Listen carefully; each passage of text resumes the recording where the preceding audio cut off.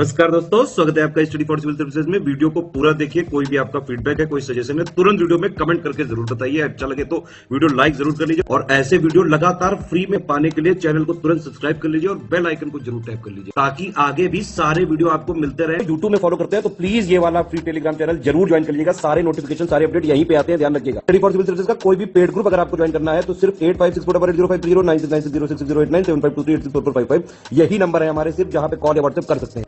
Instagram पे हमारा page जरूर फॉलो कर लीजिएगा, स्टडी फॉर सिविल .सर्विसेज है। ट्विटर पे हमको जरूर फॉलो कर लीजिएगा, @स्टडी फॉर सिविल्स है।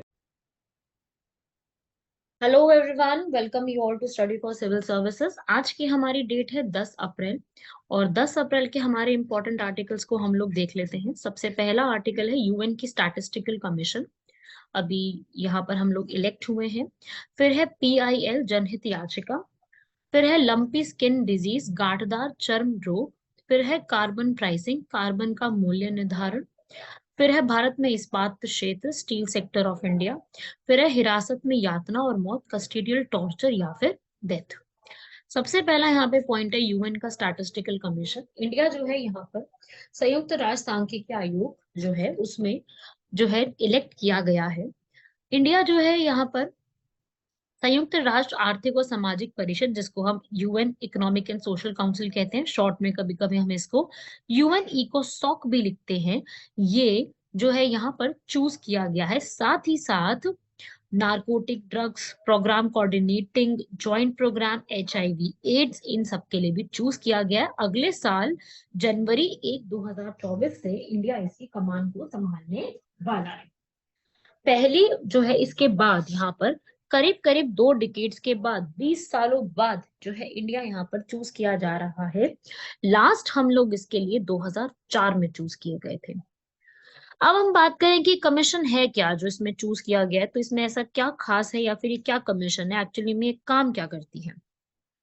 तो देखिए, ये जो कमीशन है यूएन की, ये यूएन की हाईएस्ट बॉडी है, सबसे सर्वोच्च यहाँ का निकाय है, जिसकी स्थापना 1947 में की गई थी।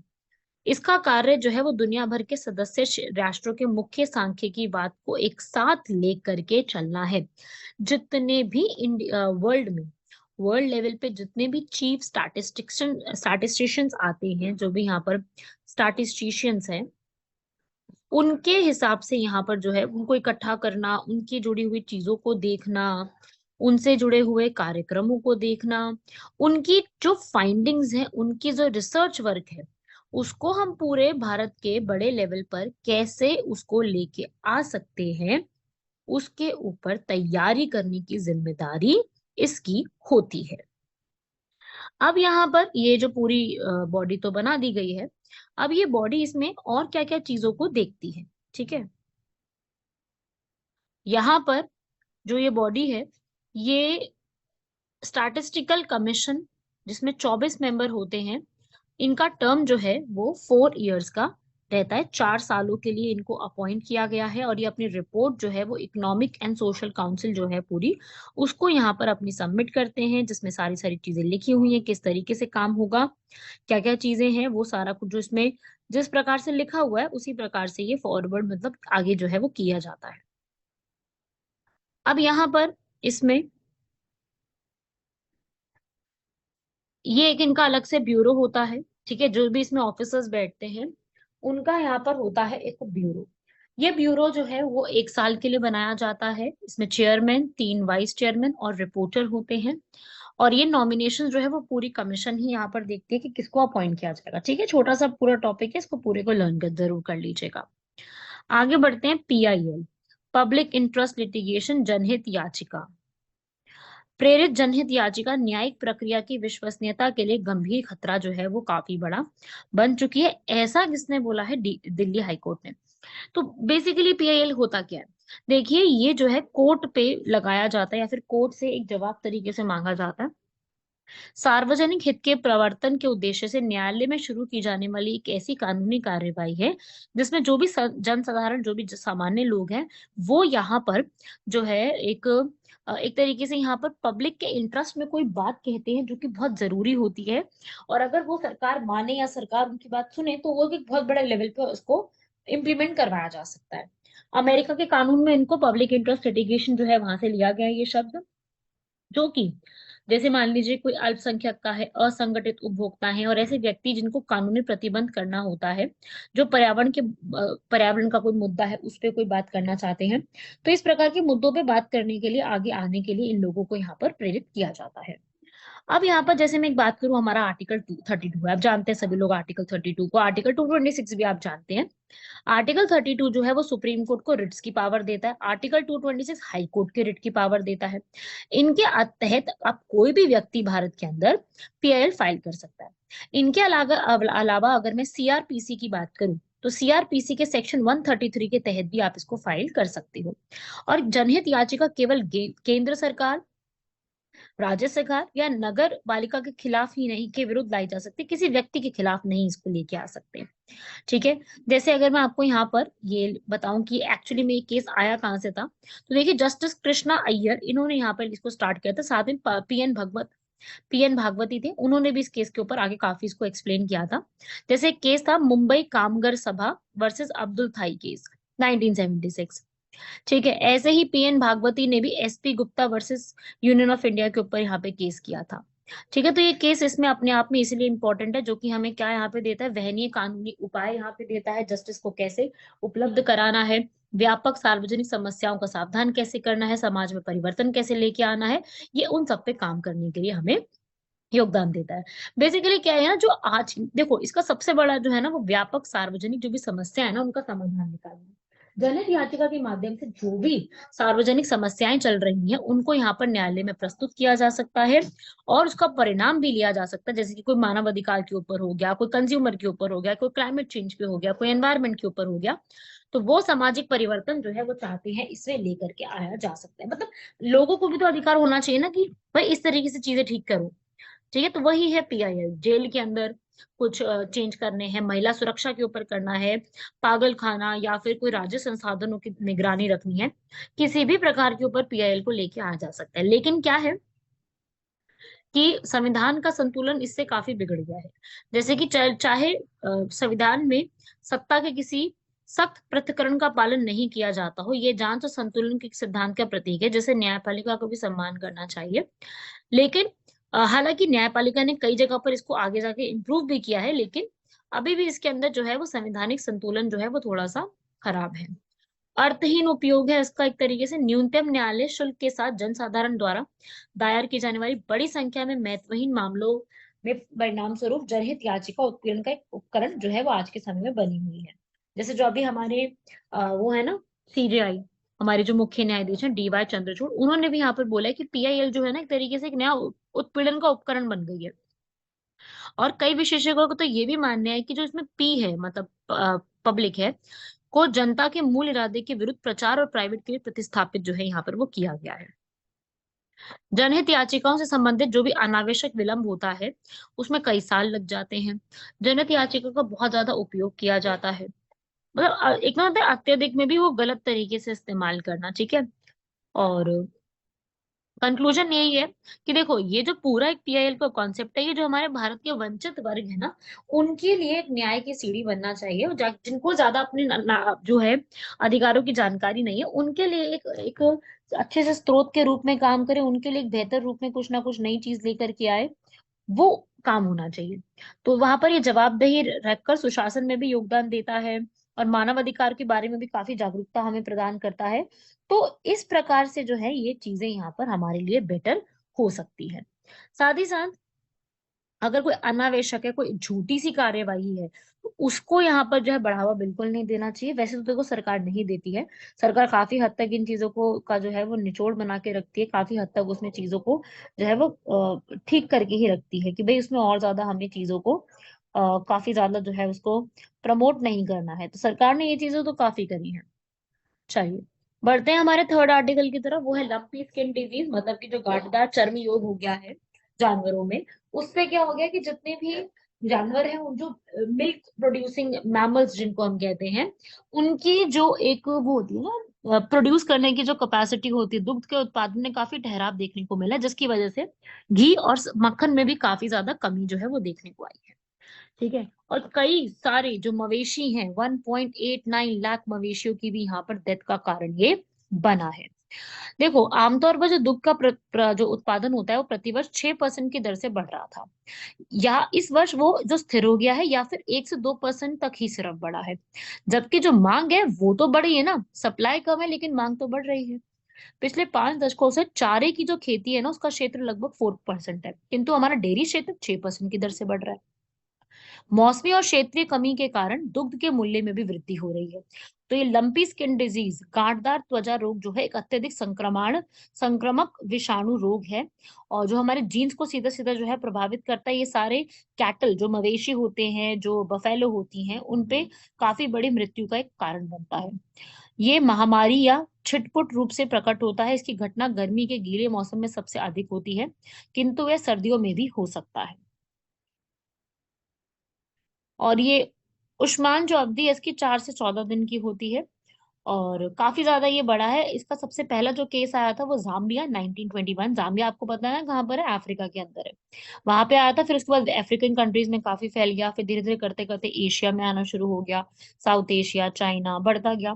और फिर और भी अफ्रीका के अलावा वेस्ट एशिया में Iraq, Saudi Arabia, Syria, Turkey, फिर बांग्लादेश, साउथ एशिया में सबसे पहली बार बांग्लादेश में ही आया था। अब इसका जो प्रभाव है वो भारत में भी काफी देखने को मिला है।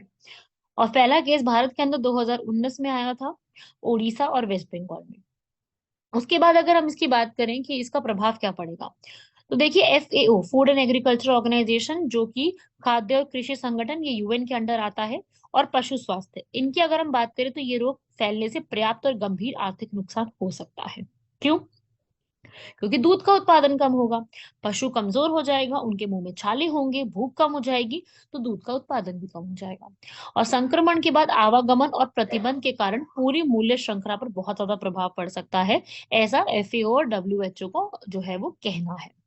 इंडिया जो है आप लोग जानते हैं वर्ल्ड में सबसे बड़ा जो है वो दूध का उत्पादन करता है 200 मिलियन टन के साथ। भारत में दुनिया भर में मवेशी और भैंसों की संख्या सबसे ज्यादा है, और आगे यही है। देखो इस पूरी चीज का क्या रोकथाम हो सकती है, जैसे कोरोना भी आया था, कोविड आया था, नई बीमारी थी, कुछ पता नहीं था, कोई जानकारी नहीं थी, तो उसका क्या सॉल्यूशन निकाला गया? सॉल्यूशन तो यही निकाला गया कि क्या कर दो, सबसे पहले यहाँ पर वैक्सीन निकालो। इससे बचने के लिए हम किस तरीके से चीजें कर सकते हैं, वो वैक्सीन निकालने की जरूरत है। और वहां पर भी इस पूरे में भी यही सेम चीज की गई है कि हम इसके लिए क्या निकालेंगे, एक वैक्सीन। तो वैक्सीनेशन इसके लिए बहुत अच्छी सी होनी चाहिए, सही होनी चाहिए, जो यहाँ पर इसको पूरा बचाव देने में करे। और जो भी ऐसे जो एनिमल्स हैं उनका आवागमन पे भी थोड़ी सी रोक लगानी पड़ेगी। और गौशाला को सैनिटाइज करना होगा, कीटनाशकों का छिड़काव करना होगा बार बार जगह पर। बहुत ही सक्रिय रूप से यहाँ पर निगरानी करने की यहाँ पर जरूरत है। और बाकी हमारे जो केंद्रीय मत्स्य पालन, पशुपालन और डेयरी मंत्रालय है, उन्होंने भी यहाँ पर ये बोला है कि गांठदार त्वचा रोग के विरुद्ध गोट पॉक्स वैक्सीन काफी प्रभावी जो है वो देखने को मिली। गोट पॉक्स वैक्सीन याद रखिएगा, पूछा जा सकता है इसके अंदर। और ये जो है आगे हर जगह पे इस्तेमाल की जा रही है धीरे धीरे उसके अंदर इम्प्रूवमेंट को करने के लिए, कि भाई कैसे कैसे इसको जो है ठीक किया जा सकता है इस पूरी सिचुएशन को। ठीक है, नेक्स्ट बढ़ते हैं हमारे। ये आप पिक्चर देख सकते हैं, लंपी स्किन डिजीज काफी इसने जो है वो प्रॉब्लम क्रिएट करी है गायें, भैंसें और इन सब जो मवेशी होते हैं इनमें। स्टार्टिंग में फीवर ज्यादा हो जाना, लिम्फ ग्लैंड्स का स्वॉल हो जाना, मुंह में छाले हो जाना, ये सब चीजें बहुत कॉमन हो जाती है। बढ़ते हैं हमारे कार्बन प्राइसिंग पर। अभी जो कार्बन एमिशन है ना उसके ऊपर अब मूल्य निर्धारण करने का सही समय आ चुका है। हम लोग हमेशा ये पढ़ते हैं कि भाई कार्बन की एक कॉस्ट पे होनी चाहिए, अगर कोई भी यहाँ पर कार्बन का एमिशन ज्यादा करता है तो उसको कार्बन का एक जो है कॉस्ट पे होना चाहिए, उसे ही हम कहते हैं कार्बन प्राइसिंग। जब आप ग्रीन हाउस गैसेस का उत्सर्जन जो है वो आप ज्यादा करते हैं, ठीक है, और उसका नुकसान जनता को वहन करना पड़ता है, जैसे कि फसल में खराब हो गई, गर्मी आ गई, बहुत जबरदस्त जो है हीट वेव होने लग गई, और सूखे होने लग गए, देखभाल बढ़ गई, बाढ़ आ गई, समुद्र का स्तर वृद्धि हो गया, संपत्ति का नुकसान होता है, उसको नुकसान किसको झेलना पड़ रहा है? जनता को। तो इस प्रकार से चीजों पे आप क्या लगाते हैं, कार्बन के ऊपर प्राइस लगाना शुरू करते हैं, उसे हम कहते हैं कार्बन प्राइसिंग। जिसमें क्या होता है कि आप एक तो क्या करो, पहले आप उत्सर्जन के ऊपर एक वो लगा दो लिमिट, ठीक है। जो कुल आपकी ग्रीन हाउस गैस है उत्सर्जन है उसकी एक सीमा निर्धारित कर दो, और कम उत्सर्जन कंपनियों को उच्च उत्सर्जन उद्योगों को अपने अतिरिक्त भत्ते की बेचने की अनुमति दी जाती है। एक होता है कार्बन टैक्स, ये सबसे ज्यादा पॉपुलर होता है। इसमें क्या होता है कि अगर आप कोई भी ग्रीन हाउस गैस का उत्सर्जन करते हो या विशेष रूप से जीवाश्म ईंधन ईंधन पे कुछ भी करते हो, तो उस पे कर लगा करके कार्बन की कीमत को निर्धारित किया जाता है। यह उत्सर्जन व्यापार प्रणाली से भिन्न है, क्योंकि यहाँ पर कार्बन टैक्स का उत्सर्जन कटौती प्रभाव पूर्व निर्धारित नहीं होता है, किंतु कार्बन का एक मूल्य होता है। एक होता है रिजल्ट बेस्ड, परिणाम बेस्ड, जिसके अंदर आपको जो पेमेंट होती है वो एक उत्सर्जन में आपने जैसे मान लीजिए कमी आई, तो जैसे जलवायु परिवर्तन आया, उससे ही आपका जुड़े हुए जो भी आपका उत्पादन होगा उसके हिसाब से आपको भुगतान करना होगा। इस तरीके की कार्बन प्राइसिंग की जाती है, जिसके इम्पोर्टेंस क्या है देखिए, जीएस का जो पेपर नंबर 3 आता है मेंस का, उसके लिए इम्पोर्टेंट पड़ जाएगा। प्रदूषक भुगतान सिद्धांत का यहाँ पर मतलब है कि आप क्या करोगे। आपको क्या होता है ना कि यहाँ पर जो जो भी उत्सर्जक है ना, उनको उत्सर्जन के लिए उत्तरदायी ठहराया जाता है, बजाय हम ये तय करें कि उत्सर्जन कहाँ से आ रहा है, उसको कैसे कम कर रहा है। उसके लिए आपको पे करना पड़ेगा पैसा। ठीक है, आपको जो भी उत्सर्जन ने यहाँ पर जो भी उत्सर्जक है कंपनी है, उन्होंने उत्सर्जन को कम करने के लिए अपनी प्रक्रिया में बदलेंगे, क्योंकि उनको पैसा पे करना पड़ रहा है ना।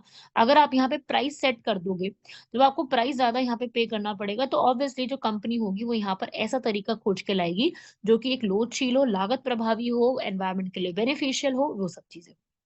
ठीक है, तो यहाँ पर अगर ग्रीन हाउस गैसेस के एमिशंस पर या फिर हमारी जो ग्रीन हाउस ये जो है ग्रीन हाउस की जो उत्सर्जन की जो गैस है, उसके लिए अगर आप एक पूरा प्राइस तय कर दोगे, तो आपको यहाँ पर स्वच्छ विकास करने में बहुत ही महत्वपूर्ण होगा।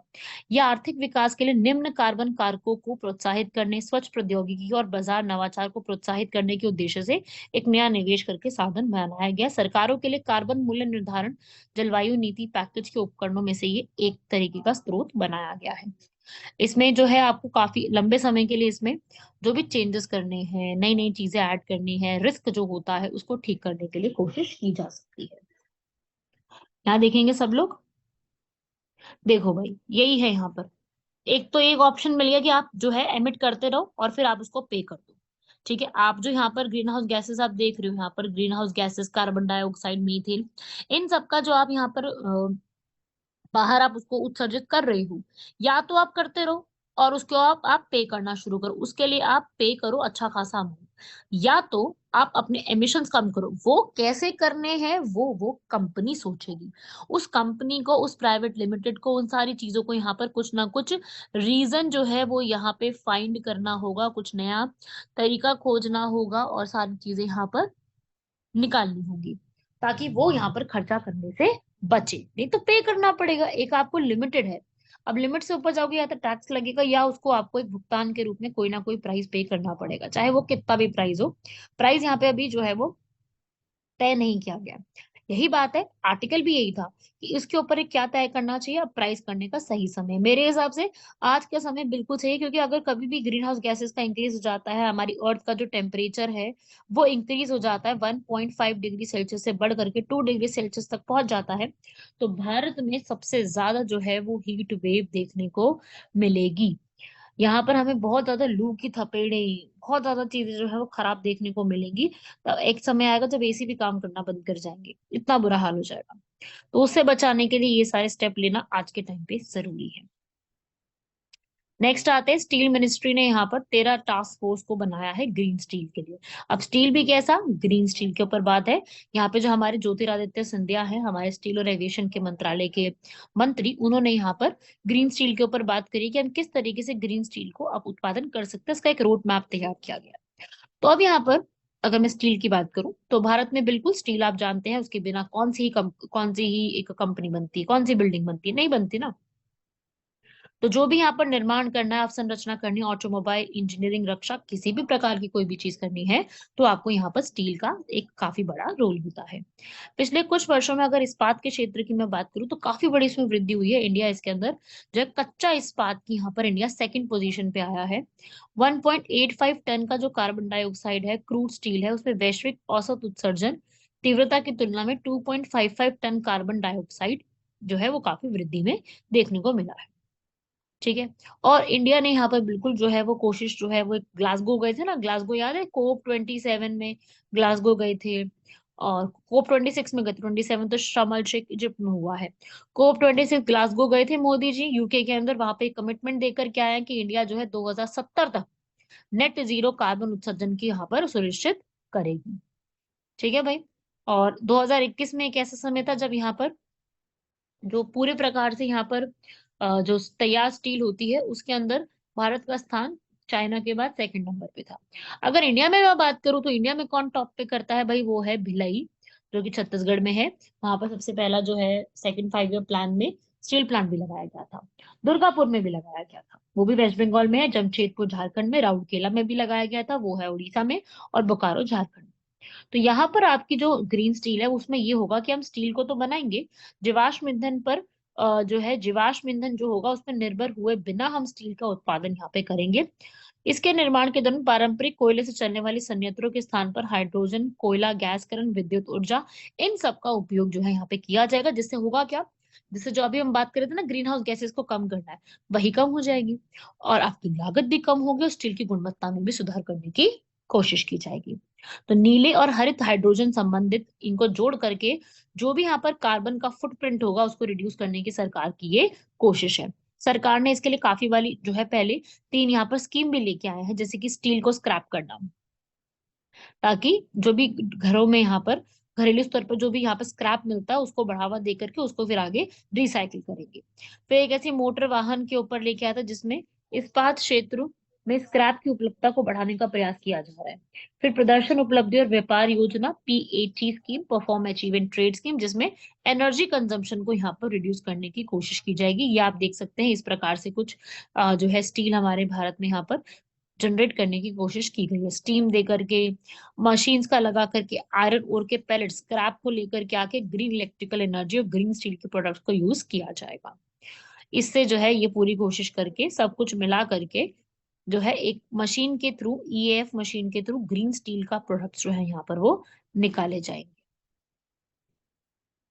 लास्ट आर्टिकल है हमारा यहाँ पर, कस्टडी में डेथ हो जाना या टॉर्चर करना। अभी हाल फिलहाल में जो हमारा तमिलनाडु है उसके अम्बासुद्रम एक जगह है, वहां पे एक IPS ऑफिसर है, उसके अगेंस्ट मानव अधिकार का उल्लंघन करने के लिए गंभीर शिकायत का एक शर्मनाक जो है विषय निकल के आया है। उससे यही पता चलता है कि जो अपराध है, संदिग्धों का कोई भी अवैध शारीरिक उत्पीड़न जो है वो बर्दाश्त नहीं किया जाएगा। कस्टडी में डेथ हो जाना, देखो जब आप किसी व्यक्ति को हिरासत में लिए, उसने कुछ अपराध किया है नहीं किया है, पर उस पर शक है या उसका अपराध प्रूफ हो गया है, तब वहां पर उसको पुलिस की हिरासत में ले जाने को हम क्या कहते हैं, कस्ट। वहां उसकी अगर डेथ हो गई तो उसे हम कहते हैं कस्टोडियल डेथ। तो इसके ऊपर आपका जो एथिक्स का पेपर है ना, उसमें इस पे क्वेश्चन आ सकता है, क्योंकि एथिक्स से जुड़ा हुआ ये टॉपिक है।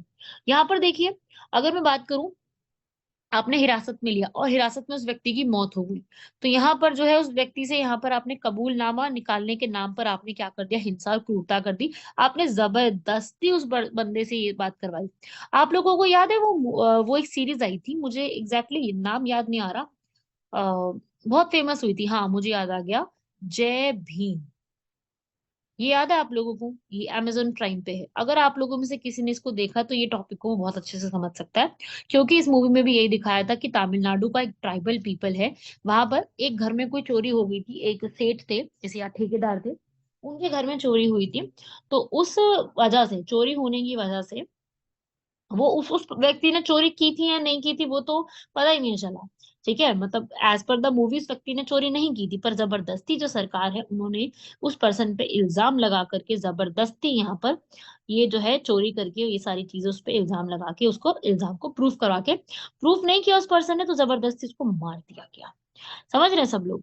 तो इस प्रकार से जो है यही था यहाँ पर, कि आपको प्रूफ कराना है, ठीक है, कि भाई उस व्यक्ति ने ये काम किया है, कैसे भी प्रूफ कराना है, कोई फर्क नहीं पड़ता कि आप किस प्रकार से प्रूफ कराएंगे, आपको बस उसको प्रूफ करवाना है। उसके चक्कर में यहाँ पर ये सारी चीजें जो है वो हुई, और ये बहुत ही वो रियल स्टोरी थी। ऐसे ही ये भी एक रियल स्टोरी आपको जो हम यहाँ पे जो हम टॉपिक पढ़ रहे हैं वो भी इसी प्रकार का है। तो ऐसी चीजों को बढ़ावा नहीं मिलना चाहिए, उसी के लिए ये पूरा स्टेप जो है वो सरकार को लेने की जरूरत है। राइट। तो यहाँ पर कानूनी कार्रवाई के डर से आत्महत्या करने की प्रतिबद्धता होती है, सुरक्षा और चिकित्सा सहायता तो बिल्कुल मिलती नहीं है जेल में, ये भी होता है, कानून का उल्लंघन किया जाता है। पुलिस को ये लगता है, मतलब कई बार, ऐसा नहीं है हर एक को, पर कई पुलिस वालों को ऐसा लगता है कि हिंसा कर लो और उससे जो है वो फटाफट से आपका सोल्यूशन निकल आएगा और जो अपराधी है वो मान लेगा। कई बार अब जबरदस्ती हिंसा होती है तो मानना ही पड़ता है ना लोगों को, यहाँ पर माननी ही पड़ती है बात। साधनों पर साध्य को प्राथमिकता देना, ठीक है, पूरा प्रोसेस कंप्लीट करने की जगह क्या है यहाँ पर, जो है जबरदस्ती कन्फेशन करा दो। ये कन्फेशन कर देगा तो भाई आगे की बात ही खत्म हो जाएगी, कोई कार्रवाई नहीं करनी पड़ेगी। तो बेसिक इनको ये लगता है कि भाई एक पर्सन है जिसको कन्फेशन करा दो तो वहीं पर काम खत्म होगा, वहीं पे बात खत्म हो जाएगी, ज्यादा डिटेल में नहीं जाना पड़ेगा और हो जाएगी बात खत्म। तो ये चीज यहाँ पे लोगों को, मतलब या पुलिस वालों को, ये चीज का एक बहुत बड़ा भ्रम है, जिसके प्रकार से ये भी एक, मतलब एक बड़ा एक तरीके से आप कह लो कि एक नुकसान का कारण है, जिसका जो भार है वो लोगों को झेलना पड़ता है। राइट। यहाँ पर कोई अकाउंटेबिलिटी नहीं है अगर किस तरीके का कुछ हुआ है, और कोई ट्रांसपेरेंसी नहीं है कि अगर इसके ऊपर इन्वेस्टिगेशन हो तो वो लोग व्यक्ति पकड़ा जाएगा नहीं जाएगा, क्योंकि हर जिसके साथ ऐसा हुआ है, हर व्यक्ति की इतनी ज्यादा क्षमता नहीं होती है कि वो कोई अच्छा वकील हायर कर ले या कुछ ऐसा कर ले। ऐसे जरूरी नहीं है हर व्यक्ति की क्षमता हो, समझते हैं ना आप सभी लोग इस चीज को। अब इसको क्या है कि सबसे पहले तो भाई यहाँ पर क्या होने चाहिए, बॉडी कैमरा, स्वचालित भारी डिफिब्रिलेटर का उपयोग होना चाहिए ताकि वहां पर मौत को टालना जा सके। झूठ का पता लगाने वाले प्रशिक्षण जिसमें पॉलीग्राफ, नार्को, ये सब आते हैं, इनका उपयोग किया जाना चाहिए ताकि अपराध के संबंध में केवल एक अपराधी को पता होती है। उसके अलावा डिस्ट्रिक्ट मजिस्ट्रेट जो है वो यहाँ पर, उनसे यहाँ पर कभी भी इस तरीके की कोई डेथ होती है तो डिस्ट्रिक्ट मजिस्ट्रेट वहां का या पुलिस का जो चीफ है वो यहाँ पर वो पूरी देखे उसको, और एनएचआरसी को वो रिपोर्ट जरूर सबमिट करे। और सुप्रीम कोर्ट की भी यहाँ पे जिम्मेदारी बनती है कि इसके लिए पूरी तरीके से प्रावधानों को यहाँ पर निकाले कि हम किस तरीके से इसको ठीक किया जा सकता है। अकाउंटेबिलिटी होनी चाहिए, जवाबदेही होनी चाहिए, ट्रांसपेरेंसी होनी चाहिए, ये सारी चीजें करने की यहाँ पर जो है वो बिल्कुल जरूरत है ताकि पता चले कि किस तरीके से इसको ठीक किया जा सकता है। राइट। अब यहाँ पर विश्व ऊर्जा संक्रमण outlook, world energy transition outlook की एक रिपोर्ट आई है, अब इसको भी हम लोग देख लेते हैं। ये इंटरनेशनल रिन्यूएबल एनर्जी, देखो ये बहुत अच्छा क्वेश्चन है और यूपीएससी का one of the favourite question है। ठीक है, तो ये भी एक याद रखिएगा, वर्ल्ड एनर्जी आउटलुक जो है एक रिपोर्ट निकाली जाती है, और ये रिपोर्ट जो है आप यहाँ पे पिक्चर देख सकते हैं इसकी, इस प्रकार की कुछ दिखती है ये वर्ल्ड एनर्जी आउटलुक की रिपोर्ट 2023 की, जिसमें 1.5 डिग्री, देखा यहाँ पे देखो लिखा हुआ है 1.5 डिग्री का पाथ वे। मैंने बताया था ना कि अभी जो टेम्परेचर है उसको 1.5 डिग्री रखने की कोशिश में लगी हुई है सरकार, कि 1.5 से कम आगे ना बढ़े, कम से कम 1.5 नंबर से आगे ना बढ़े।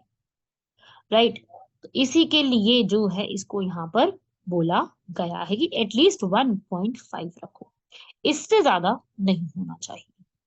समझ रहे हैं सब लोग। तो वही है, यहाँ पर ये रिपोर्ट 1998 से आ रही है, तो इसमें थोड़ा सा मिस्टेक है इस क्वेश्चन में। ये IREA तो आपने देखा ना, वहां लिखा हुआ था, मैं दिखा दूंगी दोबारा। ये 1998 से रिपोर्ट रिलीज की जा रही है, ठीक है भाई। ये देखो यहाँ पर सब लोग मेरे साथ, ये लिखा IREN, Irena, international renewable energy agency के रूप में ये काम कर रही है।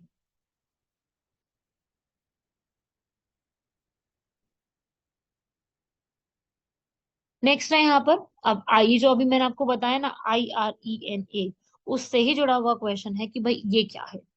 ये एक ऐसी ऑर्गेनाइजेशन है जो बॉन जर्मनी में बनी थी 2009 में। इसके हेडक्वार्टर्स आबू धाबी में है और इंडिया इसका पहले मेंबर नहीं था, और 2012 में हम लोग इसके 79th नंबर के मेंबर बने हैं।